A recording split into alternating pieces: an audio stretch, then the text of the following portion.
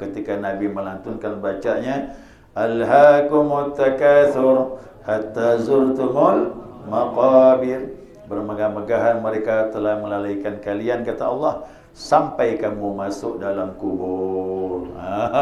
Disebut kubur tu lah, dia ingat dia perbuatan di kubur.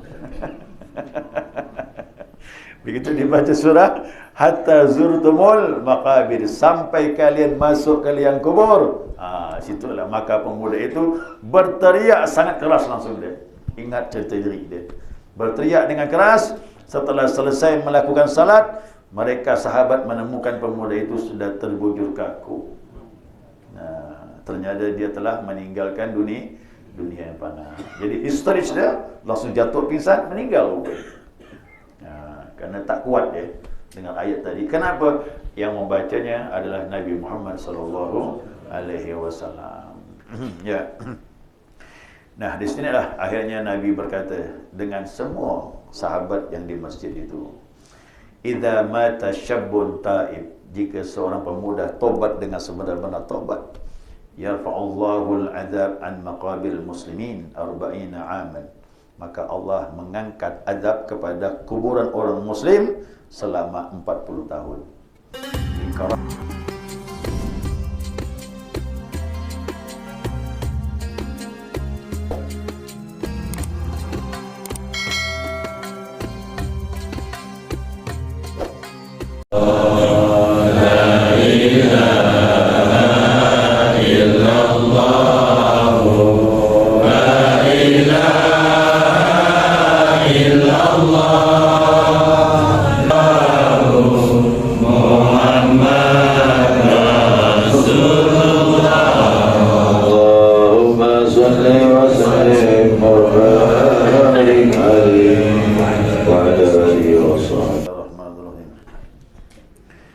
Bismillahirrahmanirrahim. Alhamdulillahirabbil alamin.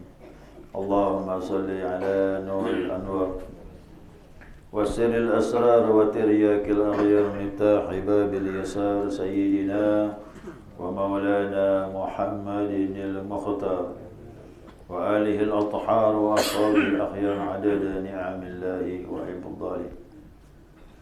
Subhanaka la ilma lana illa ma 'allamtana innaka antal alimul hakim. Allahumma dzakirna ma nasina wa 'allimna ma jahilna wa la hawla wa la quwwata illa billahil 'aliyyil 'azim. Qala musannif rahimallahu ta'ala wa nafa'ana bi 'ulumihi bid darain amin. Jamaah salat subuh rahimakumullah. Assalamualaikum warahmatullahi wabarakatuh.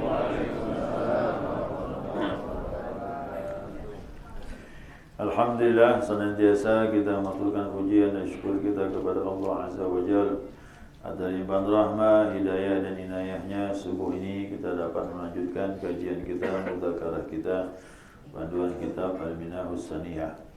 Namun yang kita baca itu masih adalah kalimat tambahan dari terjemah, bukan dari kitab aslinya. Namun ada manfaatnya, kita ambil ayat-ayat yang berkaitan dengan taubat.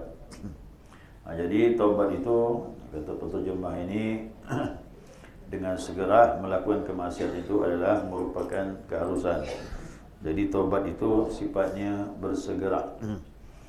Tak usah menunggu. Kemarin dulu sudah kita bahas, tadi malam juga saya bahas bahwasanya malaikat yang ada di sebelah kanan itu besar pengaruhnya daripada malaikat yang ada di sebelah kiri.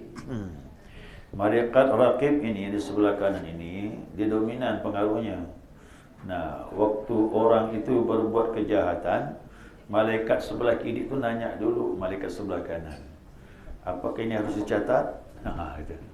Nanti dulu, kata dia. Nah, tunggu sampai 7 jam. 7 saat itu, yes, 7 jam. Nah, sampai dia bertobat. Kalau dia bertobat, jangan catat. Gitu deh. Ya. Kalau dia masih melakukan setelah 7 jam, baru catat kejahatannya. Nah, makanya tobat itu sifatnya segera. Jangan sampai udah dicatat baru tobat. Nah, kalau dapat sebelum catat, tobat. Memang Al-Quran juga mengajarkan seperti itu. Lihat nih firman Allah, surah An-Nisa ayat 17. Allah menyatakan innama taubatu 'ala Allah, ya. Sesungguhnya taubat di sisi Allah seperti apa? Nah, lilladzina ya'maluna su'a bijahalatin. Yani bagi orang-orang yang melakukan kejahatan dengan kebodohan. Jadi bodoh itu sekalipun dia profesor, kalau dia berbuat dosa bodoh dia. Ya. Kenapa dia akan bodoh? Karena dia mengikuti hawa nafsu. Karena dosa ni karena hawa nafsu. Setan tak kuat. Setan tu kalah dengan hawa nafsu. Ya. Orang banyak nyalakan setan. Setan bilang kau tanya diri kau sendiri. Diri kau tu lebih dahsyat daripada aku, katanya. Ya. Bahkan Imam Busri menyatakan hawa nafsu kejahatan yang lebih dahsyat daripada 70 syaitan. Jadi siapapun orang secerdas apapun ilmunya, kalau berbuat dosa, waktu itu dia bodoh. Itu buka tafsir lah. Ayat ini cuba buka tafsir. Tafsir Ibnu Katsir tu. Sahabat sepakat, semua orang yang melaksanakan kejahatan waktu itu dalam kondisi jahil dia. Nah, kenapa? Dia dikendalikan. Orang cerdas tu, kok dikendalikan hawa nafsu, dah jahil tu. Tapi orang yang jahil, kalau bisa melawan hawa nafsu, mengekang hawa nafsu, dia tak bisa lagi disebut orang yang jahil. Itu pandangan tasawuf gitu. Nah, orang tak punya ilmu, tak cerdas, tapi beragama, dia mengendalikan hawa nafsu, itu tak bisa lagi dikatakan jahil. Itu termasuk orang yang cerdas. Nah, ya cerdas dia. Nah, summa yatubuna min qarib. Nah, kemudian mereka bertobat dalam waktu yang dekat. Segera sifatnya. Tadi jangan nunggu 7 jam. Kalau dapat begitu tahu sadar ini salah, langsung dia cepat kembali kepada Allah SWT. Fa ulaika yatubullahu alaihim. Mereka ni lah orang yang diterima taubatnya. Yang seperti ini. Jadi taubat bagi Allah itu orang yang melaksanakan satu kesalahan, kemudian dalam waktu dekat dia kembali minta ampun kepada Allah. Maka Allah bilang merekalah orang yang diterima taubatnya, wa kana Allahu aliman hakima, dan Allah Maha mengetahui lagi Maha bijaksana. Jadi ayat ini menganjurkan sifatnya segera. Jangan menunda-nunda. Kalau dalam ilmu tarekat itu terbetik di hati, buruk sangka sama orang seandainya, cepat itu main dalam dah ni. Kalau tarekat ni main dalam. Buruk sangka sama orang, cepat istighfar. Ya, sangka-sangka ni tak baik, cepat istighfar. Kerana takutnya sangkaan itu banyak salah daripada benar. Ya, sangkaan itu banyak salah. Nah, bagi orang yang melakukan maksiatan secara terus-menerus, ni lain lagi ni. Buat, tobat. Buat lagi, tobat lagi. Buat lagi, tobat lagi. Gimana ni? Ya, ini kira kita. Maka dibilang tobat orang seperti ini masih juga melakukan maksiat, maka tobatnya tak diterima. Dia tobat, nanti lakukan lagi. Tobat, lakukan lagi. Apa sebab? Dikhawatirkan begitu dia meninggal dalam keadaan bukan bertobat, masih melakukan. Kita kan tak tahu umur. Ya kan? Tak tahu umur kita ini. Waktu kita tobat bagus, seandainya meninggal waktu tobat, alhamdulillah. Takutnya waktu meninggal tu dalam keadaan masih melakukan maksiat. Nah, itu kita takut. Namun kita ajarkan tak tahu. Ya. Nah, makanya orang taubat itu dia berazam dalam hatinya tidak akan mengulangi. Kuat di hati itu. Nah, kita lihat di sini di mana firman Allah SWT sambungan. Tadi ayat 17 An-Nisa, sekarang 18. Walaysati taubatu lilladzi ya'maluna sayiat. Ya. Dan tidaklah taubat itu diterima oleh Allah dari orang yang melakukan kejahatan hatta idza hadara ahadakumul maut. Nah, sehingga datang kematian salah seorang dari kalian. Benar. Udah nak mati dah, belum lagi taubat. Gimana? Qala inni tubtul an, baru dia bilang sekarang aku nak taubat ya Allah. Oh, di kerongkongan gimana? Itu ditakutkan dalam situasi kita maksiat meninggal. Nah, ini yang orang yang taubat tak istiqamah ni. Ya. Dia takutnya gitu, meninggal dalam keadaan dah masih melakukan maksiat. Udah roh di kerongkongan baru dibilang, sekarang aku taubat ya Allah. Tuh tak terima Allah. Walalladzi yamutuna wa hum kufar. Dan juga orang-orang yang meninggal sedangkan mereka dalam keadaan kafir. Ada seorang kafir berat ni Pak. Ya, orang keadaan kafir ni lah cerita tadi. Ya, hina betul dia. Ulaika atadna lahum azaban alima. Mereka itulah yang Allah siapkan bagi mereka azab yang pedih. Orang kafir ni mohon maaf Pak ya. Saya waktu abang saya tu meninggal di kamar ICU tu. Ya, di kamar ICU tu. Dia masuk dalam, sekali saya minta izin dapat melihat dia. Saya masuklah dalam tu ramai tu Pak. Jadi masih bisa dia bicara ngomong sama saya. Pindahkan aku ke kamar ni kata dia. Ngapa pula? Tak kuat aku kata dia. Di sini ini kata dia yang meninggal ni Pak kata. Suaranya melengking kata dia. Tak kuat kata dia dengar. Ni tu Pak. Ada situ tu.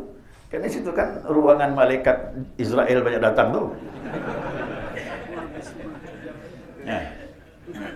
Ya, situ dah sering datang dia. Nah, itu dia ngeluh dia, nangis dia. Kau pindahkan kau bisa kata dia. Mana bisa? Saya bilang kondisi kau udah berat ni. Ya, tapi terakhir dapat keluar, dapat pindah. Pindah terakhir, baru dia ngembuskan apa dia terakhir. Kita kan tak pernah masuk ICU ni Pak. Dia dah masuk kan? Dia beritahu, bukan begitulah dia. Orang-orang yang bukan Islam tu meninggal. Sedih lihatnya. Ngelihat gerakan tubuhnya, suara melengking. Ya. Tapi kita orang Islam pun juga hati-hati, jangan sampai kita meninggal dalam situasi belum taubat. Itu kita takut juga. Ya, kita tak tahu kan ajal namanya. Ya, ajal itu ketentuannya itu rahasia Allah Subhanahu wa taala. Ya, seperti itulah maksudnya Allah. Jadi taubat jangan nunggu-nunggu waktu, dan juga jangan sering berulang-ulang dalam maksiat, takutnya meninggal dalam keadaan maksiat kepada Allah Subhanahu wa taala. Ini ada kisah ni Pak, panjang tapi mau dengar kan ni?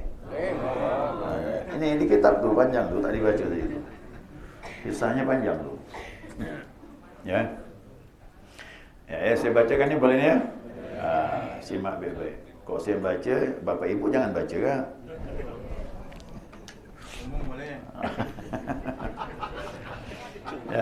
Ya, ini pada suatu ketika Sayyidina Umar bin Khattab ya radhiyallahu an datang menghadap Rasulullah sallallahu alaihi wasallam. Dalam situasi dia menangis juga Umar. Rasulullah menyambut kedatangannya dan menanyakan apa yang menyebabkan ya engkau menangis. Jawab Sayyidina Umar, ya Rasulullah, telah datang kepadaku seorang pemuda yang tangisnya memilukan hatiku. Dia tak tahu apa dia orang nangis. Akhirnya begitu pun nangis juga. Orang kalau memilu nangis tak, kita mesti sedih tak? Itulah dia sama ini Umar. Karena memilu dia punya tangisan, aku pun jadi nangis. Lalu Rasulullah memerintahkan agar pemuda itu dibawa datang menghadap kepada beliau. Datanglah ya, pemuda itu dibawa. Setelah pemuda itu menghadap ke Rasulullah, Rasulullah menanyakan tentang apa yang menjadi penyebab hingga dia menangis. Jawabnya, ya Rasulullah, dosa yang melimpah dalam diriku ini menyebabkan aku menangis. Hingga aku merasa takut terhadap kemurkaan Allah Subhanahu wa taala. Itu yang takutnya. Kemudian Rasulullah bertanya kepada pemuda itu, adakah kamu menyekutukan Allah? Kau syirik nak? Jawabnya, tidak ya Rasulullah. Nabi tanya lagi, adakah kamu membunuh orang? Tidak ya Rasulullah. Maka selanjutnya Rasulullah bersabda, Allah akan memberi ampunan atas dosamu sekalipun dosamu memenuhi 7 langit dan 7 bumi. Pemuda itu berkata, ya Rasulullah, dosaku lebih besar daripada 7 langit dan 7 bumi, gunung-gunung dan tumbuh-tumbuhan semuanya. Dia bilang itu. Lalu Rasulullah bertanya lagi, adakah dosa-dosamu melebihi kursi kekuasaan Allah? Dosaku lebih besar dari itu, kata dia. Ya kan? Kemudian Rasul tanya lagi, adakah dosamu lebih besar dari arsy Allah? Dia jawab, dosaku lebih besar dari itu, kata dia. Rasulullah bertanya lagi, nah, lebih besar manakah antara dosamu dan ampunan rahmat Allah? Dia mulai jawab tanpa pengetahuan. Dia bilang apa? Kenapa? Mulai sedih. Dosaku lebih besar dari semua itu, ya Rasulullah. Dia dah terasa dah. Ya. Maka kemudian Rasulullah mempersilakan pemuda itu untuk bercerita, omongkan perbuatan dosa yang pernah kau lakukan. Nah, dan pemuda itu pun kemudian berkata, aku malu kepadamu ya Rasulullah. Sabda Rasulullah, jangan kamu malu kepada aku. Sudah ceritakanlah. Nah, maka pemuda itu lalu menceritakan perbuatan maksiatnya yang pernah dilakukan. Dia berkata, ya Rasulullah, sejak 7 tahun terakhir ini, pekerjaanku adalah menggali kubur orang-orang yang sudah meninggal. Untuk kemudian saya ambil kafannya. Pencuri kapan namanya? Jadi profesinya pencuri kain kapan. Dulu kan kain mahal. Ya, kayak ingat dulu sahabat cuma nutup lutut dengan pusat banyak. Apalagi hamba sahaya tu. Nah, dulu kain mahal, jadi kerjaan dia mencuri kain kapan. Apa kiko macam sekarang? Orang meninggal bawa emas dulu. Ya kan, bawa jam tangan. Habislah tu. Kain kapannya dulu habis. Nah. Dia bilang mana itu? Yang terakhir dia bilang, aku menggali kuburan seorang perempuan keturunan Ansar. Ya, orang Ansar, orang Madinah. Anak perempuan itu saya keluarkan dari kubur dan saya ambilkan kafannya. Kemudian aku setubuhi, kata dia. Berarti perempuan itu kan masih muda. Udahlah dicurikan kafan. Dijimaknya pula. Itulah dia bilang. Lalu anak perempuan itu berkata kepadanya, bisa ngomong mayat itu dengan izin? Oh, ini yang buat goncang tu. Jadi zaman Nabi itu, mohon maaf, banyak hal-hal aneh itu. Ya, pernah dua perempuan yang berpuasa bulan Ramadan, sore hari ada kepayahan. Dah minta izin Nabi, bisa buka tak ya Rasulullah? Karena pernah terjadi. Hausnya luar biasa, tak ketulungan. Sampai dipanggilkan oleh Nabi. Nabi datang, ada apa? Izinkan kami berdua untuk berbuka ya Rasulullah. Bayangkan, mau berbuka minta izin dengan Nabi. Nabi lihat kondisinya sudah jauh dan ini lemah kondisinya. Lihat dia kepayahan puasa, Nabi bilang ambil mangkuk. Dok mangkuk. Keluarkan kata Nabi, suruh muntah. Daging gumpal-gumpal keluar. Campur darah. Rupanya dia suka ngomongkan orang bulan Ramadan. Dia makan barang yang halal waktu sahur, tapi dia akan berbuka dengan barang yang diharamkan. Tidaklah dia berjalan kecuali riba, menggunjing orang. Jadi zaman Nabi itu riba pun dilihatkan. Karena memang Al-Quran menyatakan orang yang riba itu di akhirat nanti makan daging saudara dia. Makan daging saudara dia. Jadi zaman Nabi itu banyak dibuktikan. Termasuk hal ini. Ya kan? Ini perempuan tadi ngomong tadi dalam kubur itu. Ya udah diambilkan kafan, disetubuhinya, ngomong perempuan itu. Apa dia omongannya? Tadi itu. Adakah kamu tidak malu terhadap catatan Allah, kata dia, di hari perhitungan amal nanti, di mana pada hari itu orang-orang dianiaya akan menuntut balas terhadap orang-orang yang menganiaya? Maka kemudian aku tinggalkan perempuan itu dalam keadaan telanjang di kuburan. Larilah dia. Nah, aku pergi dalam keadaan junub ya Rasulullah. Langsung maka dia bilang, aku meloncat ketika mendengar penuturan pemuda itu tadi, perempuan tadi itu. Lalu beliau bersabda, Nabi ini terganggu juga hati dia dengan berita itu. Kata Nabi, wahai orang fasik, keluarlah kau. Keluar, kata Nabi bilang. Berarti itu Nabi pun goncang juga, terpengaruh dengan cerita dia ini kan. Keluar dari sini, kata Nabi. Tidak ada balasan buatmu kecuali kau bisa disentuh api neraka, kata Nabi. Jadi pemuda itu pun keluarlah sambil menangis sejadi-jadinya. Ya Nabi ngomong itu gimana? Apa tak sedih? Menangislah dia. Lalu dia mogok, tidak makan, tak minum, tak tidur selama 7 hari 7 malam.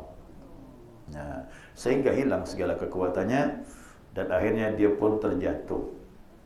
Dia terjatuh, itulah dia tak kuat itu. Dan menelungkupkan wajahnya ke bumi sambil bersujud seraya dia berkata begini, dia berdoa, Ya Rabbi, aku adalah hamba-Mu yang berdosa dan bersalah.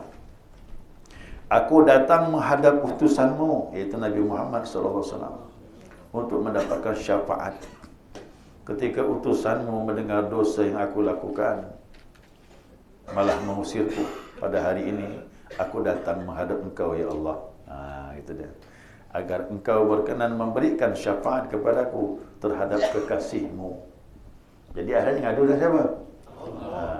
Dipikirkan Nabi ini kan lebih paham agama, ternyata Nabi jawab begitu. Kepada lagi dan nak ngadu.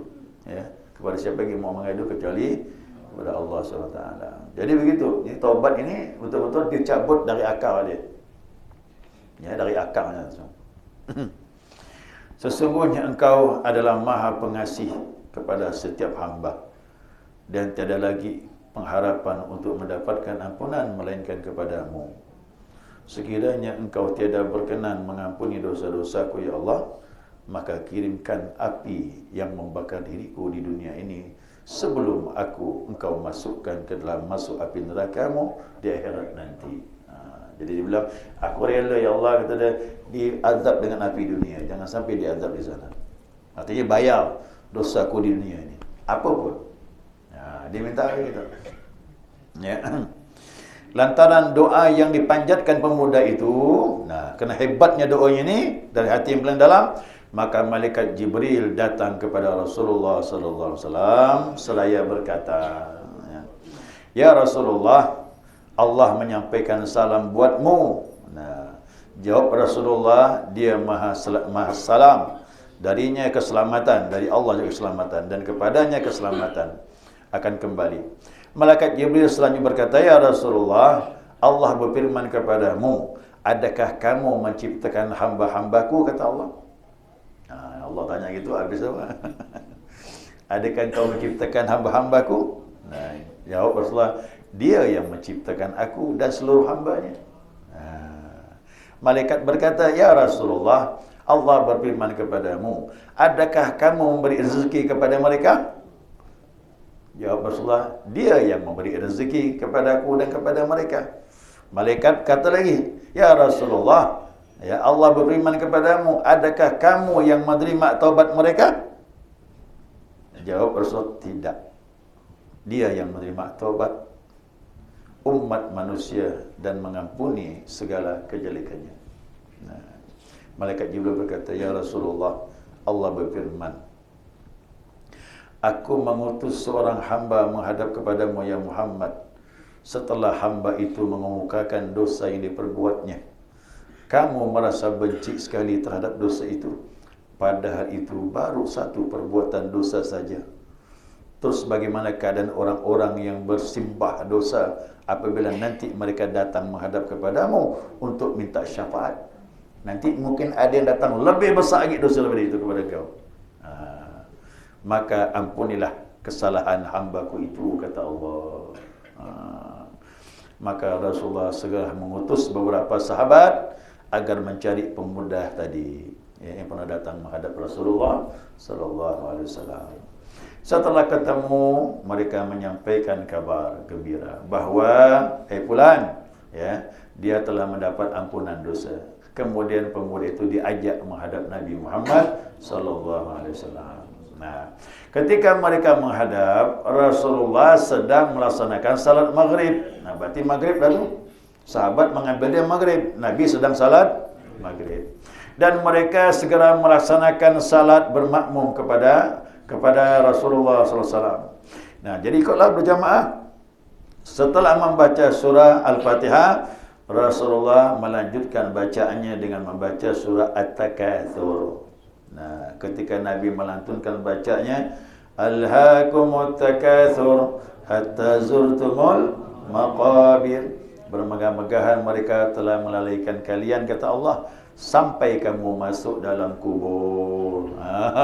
Disebut kubur itulah diingat deh, perbuatan di kubur. Begitu dibaca surah hatta zurtumul maqabir, sampai kalian masuk ke liang kubur. Situlah maka pemuda itu berteriak sangat keras langsung dia. Ingat cerita diri dia. Berteriak dengan keras. Setelah selesai melakukan salat, mereka sahabat menemukan pemuda itu sudah terbujur kaku. Ternyata dia telah meninggalkan dunia yang fana. Jadi histeris dia, langsung jatuh pingsan, meninggal.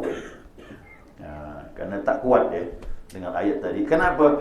Yang membacanya adalah Nabi Muhammad sallallahu alaihi wasallam. Ya. Nah, di sinilah akhirnya Nabi berkata dengan semua sahabat yang di masjid itu, "Idza mata syabbun taib," jika seorang pemuda tobat dengan sebenar-benar tobat, "yarfa'ullahu al-'adzab an maqabil muslimin 40 aman." Maka Allah mengangkat azab kepada kuburan orang muslim selama 40 tahun. Li karamatihi 'ala Allah, kerana kemuliaan orang bertobat tadi. Jadi gini, orang yang bertobat dengan sebenar-benarnya tobat, kalau dia meninggal dalam kubur, dia bersih dari dosa, bahkan diri dia memberkahi orang di kubur di sekitar itu. Bukan sikit-sikit, 40 tahun kata Nabi. Makanya taubat ni bisa melejit, dia bisa suci bersih dia kalau mendapatkan pengampunan Allah. Maka tapi taubatannya betul-betul dari akarnya, disebut dengan taubatan nasuha. Kan ada perempuan tu yang apa? Yang hamil itu menyerahkan diri dengan Nabi. Ya Rasulullah, aku berbuat dosa. Ini perutku hasil dosaku. Nabi bilang sama walinya, bawa keponakanmu, pelihara dia, jaga dia sampai melahirkan. Setelah melahirkan, bawa ke sini, kata Nabi. Jadi eksekusinya setelah melahirkan. Eksekusi. Kan sudah menyerahkan tak? Nah, begitu dieksekusi, dia pun meninggal. Nabi sendiri yang mensalatkannya, jadi imam. Nah, maka Umar protes, ya Rasulullah, ini dia punya perbuatan zina. Siapa lagi yang lebih baik seorang hamba, kata Nabi, yang telah menyerahkan dirinya kepada Allah Subhanahu wa taala. Bersih dia. Mulia. Kenapa? Nabi yang mensalatkannya. Tapi orang yang bunuh diri, Nabi tak mau jadi imam. Orang yang punya hutang, Nabi tak mau jadi imam. Tapi orang yang tobat dengan tobatan yang benar, Nabi siap jadi imam. Sampai diprotes sahabat, Nabi tak mau tahu. Dia lebih mulia. Kenapa? Mana lagi hamba yang lebih mulia? Menyerahkan dirinya kepada hukum Allah Subhanahu wa taala. Jadi hukum Islam di dunia ini bersih. Takkan lagi diadab di sana. Nah, apalagi ini berkah orang-orang yang suci. Jadi kalau ada orang meninggal, situ ada orang yang alim suci, makanya kuburan di sekitarnya dapat berkah.